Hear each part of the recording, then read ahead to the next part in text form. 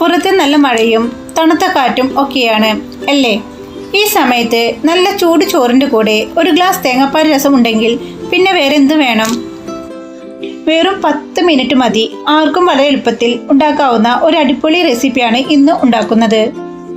ആദ്യം കുറച്ച് വെളുത്തുള്ളി, കുരുമുളക്, ജീരകം എന്നിവ മിക്സിയിലിട്ട് ഒന്ന് ചതച്ചെടുക്കാം. ഇത് നന്നായി അരിഞ്ഞു പോകരുത്. കുറച്ച് തരിതരിപ്പായി ഇരിക്കുന്നതാണ് ഈ രസത്തിന്റെ പ്രത്യേക രുചി നൽകുന്നത്. ഇനി ഒരു ചട്ടി എടുത്ത് അല്പം വെളിച്ചെണ്ണ ചേർത്ത് കൊടുക്കാം. എണ്ണ ചൂടായി വരുമ്പോൾ കടുക് ചേർത്ത് കൊടുക്കാം. കടുക് പൊട്ടിയതിനു ശേഷം വറ്റൽമുളക്, കറിവേപ്പില ചേർത്ത് കൊടുക്കാം.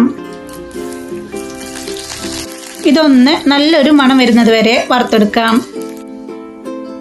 1/4 ടീസ്പൂൺ മഞ്ഞൾപ്പൊടിയും കുറച്ച് കായപ്പൊടിയും ഇട്ട ശേഷം നമ്മൾ നേരത്തെ ചതച്ചു വെച്ച മസാലക്കൂട്ട് ചേർത്ത് കൊടുത്ത് നന്നായി വഴറ്റിയെടുക്കാം.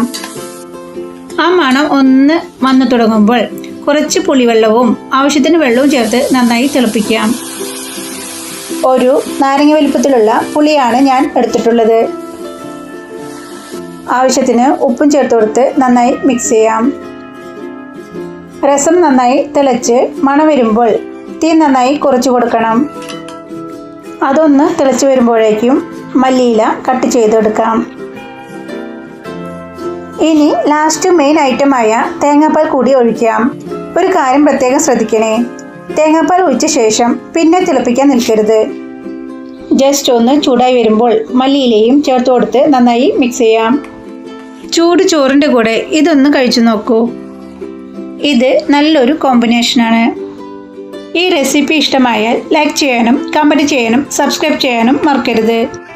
ഇനി നെക്സ്റ്റ് റെസിപ്പിയായിട്ട് വീണ്ടും കാണാം.